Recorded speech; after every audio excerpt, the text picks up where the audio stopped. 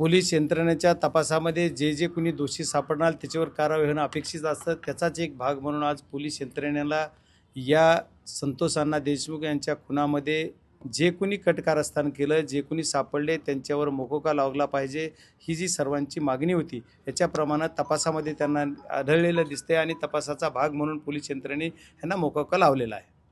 खुनाच्या गुन्ह्यामध्ये देखील त्यांना आता एसआयटी ताब्यात गेला आहे। आता आज एसआयटीने कोर्टातच म्हणलं गेलेलं आहे की खुनाचा कट रचण्यामध्ये हे सामील आहे, त्याच्यामुळे आम्हाला यांना ताब्यात घ्यायचा आहे, त्याचा भागच तो आहे, त्याच्यामुळे ते ऑटोमॅटिक त्याच्यात आलेले आहेत। आता परळीमध्ये बंद पुकारण्यात आला, काही ठिकाणी अशांतता पसरली आहे, काही दंगल सदृश परिस्थिती नाही, हे काही मुठभर समाजकंटकाचं काम आहे, ही उत्स्फूर्त असं लोकांनी कुणी बंद केलेल्याचा भाग नाही आहे। मी आता आपल्या वाहिनीची जे माध्यमातून बघितलं की 50-50 पोरं असे काहीतरी मोटरसायकलवर दाब देत होते, बंद कर वगैरे असं बघितलेलं। तर या समाजकंटकावर पोलीस यंत्रणेचं नियंत्रण असेल। आमच्या बीड जिल्ह्याचे पोलीससुद्धा खूप जागरूकतेनं काम करत असतील, SP साहेबसुद्धा त्याच्यावर लक्ष ठेवून आहेत।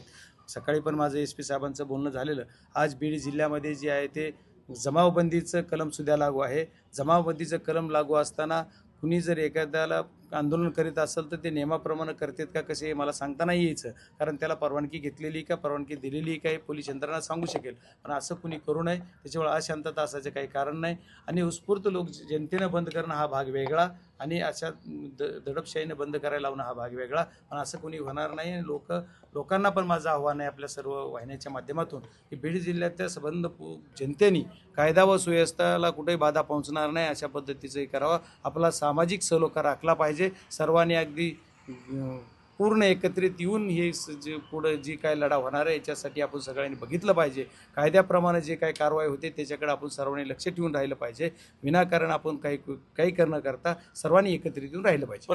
नाही, आता कोण अडकवणार? सरकार माझं आहे, सरकारला त्यांचा प्रश्न आहे, त्याच्यामुळे त्याचं उत्तर सरकार देऊ शकेल, मी नाही। आणि आमचं म्हणणं आहे की आमचा माणूस गेलाय त्याला न्याय पाहिजे, ही सर्व समाजाच्या सर्व जाती धर्माची मागणी आहे, संबंध महाराष्ट्राची मागणी आहे। त्याच्यामुळे ही माणुसकीला काळीमा फासणारी घटना घडली, माणुसकीला न शोभणारी घटना केली, क्रूर हत्या केली, टॉर्चर करू मारलं, याच्यामुळे मारेकऱ्याला फाशी झाली पाहिजे, जो कोणी मास्टर माइंड आहे सापडला पाहिजे, ही आमची मागणी। आता एक जण सापडत आहेत, एक जण ॲड होतात, पहिले 7 होते, 8 झाले, 9 झाले, आता आणखी किती होणार आहेत हे आपण बघू ना, कारण यांना कुणी पळून जायला साथ दिलेली आहे, कुणी शेवट ते खुनाचा जो कट रचला गेला त्यावेळी कोण होते, कुठं रचला गेला, ही कशी याची सुरुवात झाली। आमच्याकडे जी प्रथमदर्शनी लक्षात आलेलं आहे 29/11ला जो काही ही झाला त्या दिवसापासून चे पूर्ण घटनाक्रम आहे। 29/11ला त्यांना काय खुंडणी मागितली गेली, त्यांना दाब दिला गेला, 6 तारखेला थोडं तिथं काही भांडणं झाले गेले, 6 तारखेला त्या कंपनीच्या आवारात